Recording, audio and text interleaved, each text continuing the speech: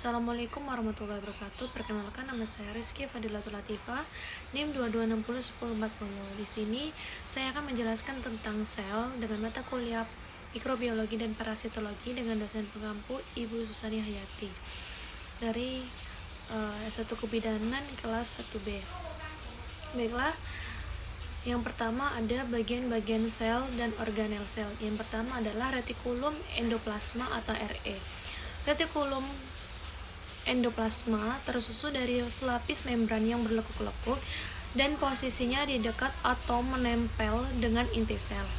Lalu, organel sel ini terdapat di sel tumbuhan dan sel hewan. Lalu, yang kedua ada ribosom, yaitu suatu sel ada butiran kecil dan padat yang menempel di RE kasar dan menyebar di sitoplasma tersebut yang disebut dengan ribosom. Ribosom itu butiran nukleoprotein dan ukurannya hanya 15-20 nm, paling kecil dari organel lainnya.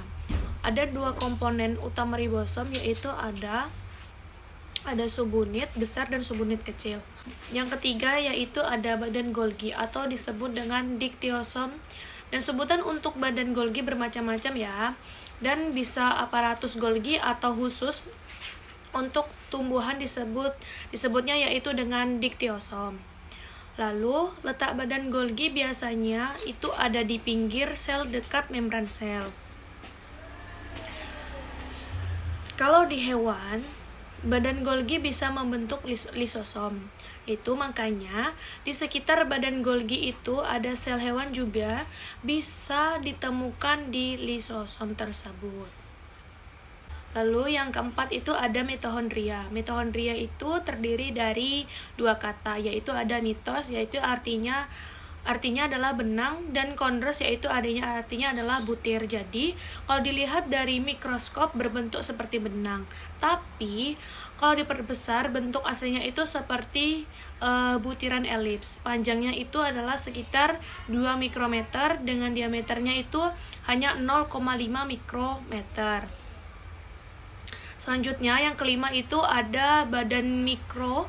Badan mikro bentuknya itu adalah bulat dan memiliki membran dan berisi kristal protein.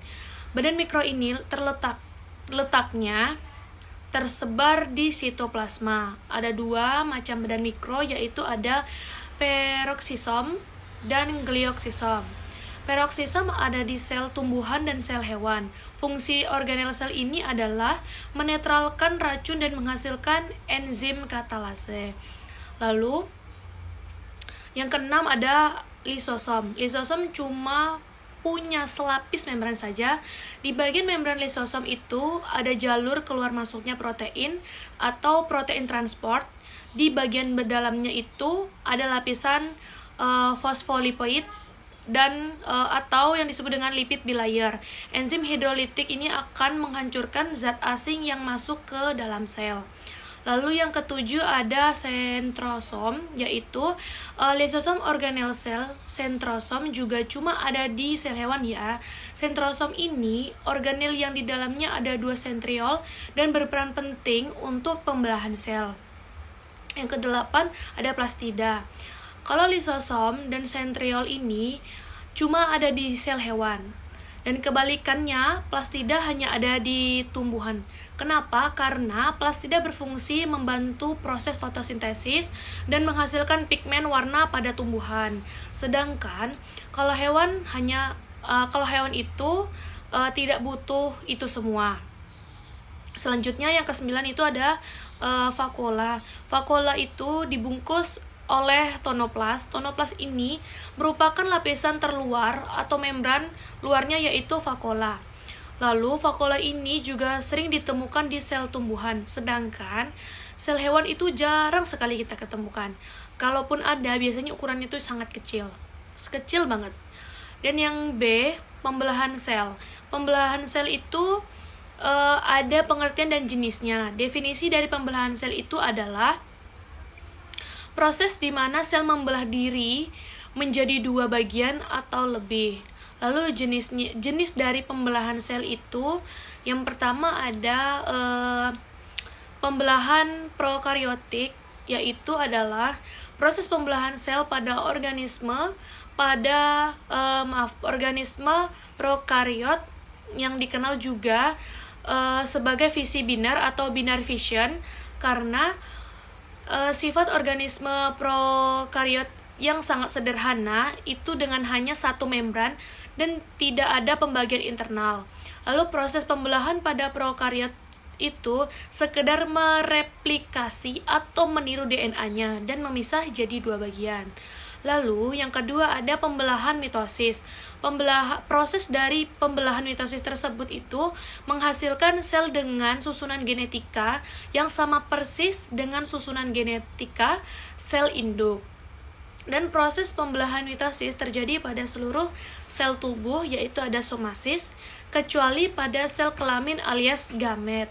Dan yang keempat itu ada fase atau tahapan dalam proses pembelahan mitosis, yaitu adalah sebagai berikut. Dan yang pertama yaitu ada profase, yaitu proses perubahan yang terjadi pada sitoplasma dan nukleus saat benang-benang kromatin memendek serta menebal menjadi kromosom. Dan yang kedua itu ada metafase, yaitu fase di mana kromatid bergerak menuju bagian tengah inti sel untuk membentuk lempengan metafase. Lalu yang ketiga itu ada anafase, yaitu fase di mana kromatid memisahkan diri dengan bagian sentromer untuk membentuk kromosom yang baru.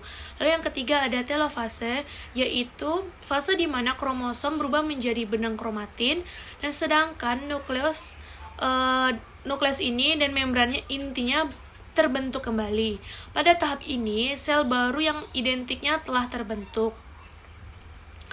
Lalu, yang ketiga yaitu ada pembelahan meiosis. Pada proses meiosis pertama, proses ini dilakukan untuk memisahkan kromosom yang sama atau disebut dengan homologus kromosom. Sedangkan pada proses meiosis yang kedua, proses ini memisahkan dua salinan DNA dengan cara mirip seperti dalam proses pembelahan sel mitosis. Lalu kelainan dari DNA, RNA, gen dan kromosom. Yang pertama yaitu ada DNA atau deoksiribonukleik asid, adalah suatu asam nukleat yang merupakan penyusun gen di dalam sel. DNA itu menyimpan segala informasi biologis dari setiap makhluk hidup dan beberapa virus. DNA itu terdiri dua rantai polinukleotida yang tersusun dalam heliks ganda. Setiap nukleotida terdiri atas 3 komponen, yaitu fosfat, gula deoksiribosa, dan basa nitrogen.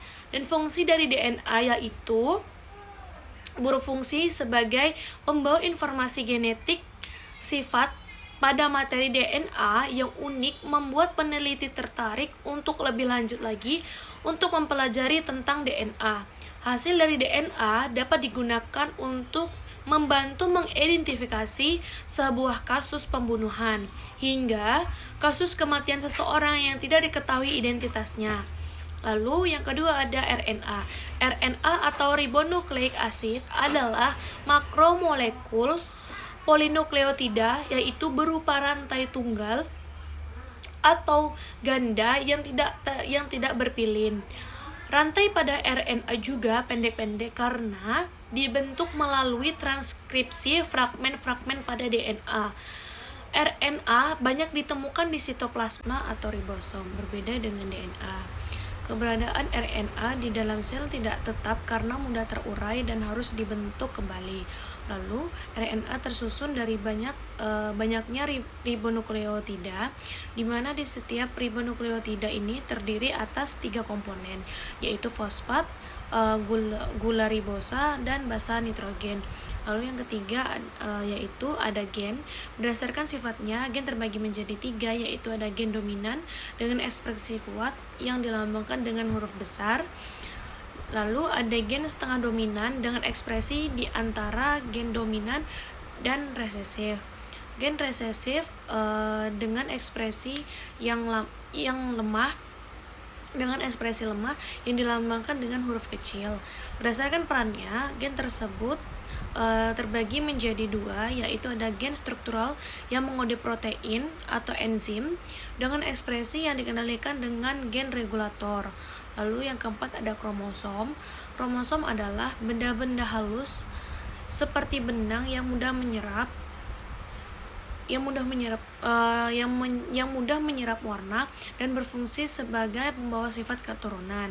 Di dalam sel diploid, kromosom tampak berpasang-pasangan, sehingga sepasang kromosom ini disebut dengan kromosom homolog, yaitu kromosom yang memiliki bentuk, ukuran, dan urutan gen yang sama. Lalu kemudian kromosom tersebut terdiri atas 44 buah atau 22 pasang kromosom tubuh atau yang disebut dengan autosom dan sepasang kromosom kelamin atau gonosom, yaitu XX pada wanita dan XY pada pria. Fungsi dari kromosom tersebut diantaranya adalah sebagai tempat penyimpanan informasi genetik yang diturunkan dari induk ke anak sampai membentuk sifat dan ciri khas individu itu. Berperan penting dalam proses pembelahan sel, yaitu terdiri dari sentromer pada bagian pusat kromosom yang biasanya berbentuk bulat. Lalu kemudian ada kromatid yang merupakan salah satu dari kedua lengan hasil replikasi pada kromosom. Selanjutnya ada telomer, adalah istilah yang dipakai untuk menunjukkan bagian ujung dari kromosom itu. Lalu ada kromomer. Kromomer yaitu adalah struktur berbentuk manik-manik yang merupakan akumulasi dari materi kromatin yang kadang terlihat saat interfase. Kemudian ada satelit yang merupakan bagian kromosom yang berbentuk bulat dan berada di ujung lengan kromatid. Lalu satelit itu terbentuk karena adanya konstruksi sekunder di daerah itu. Baiklah, sekian video dari saya. Lebih dan kurang mohon maaf. Wabillahi taufiq wal hidayah. Wassalamualaikum warahmatullahi wabarakatuh.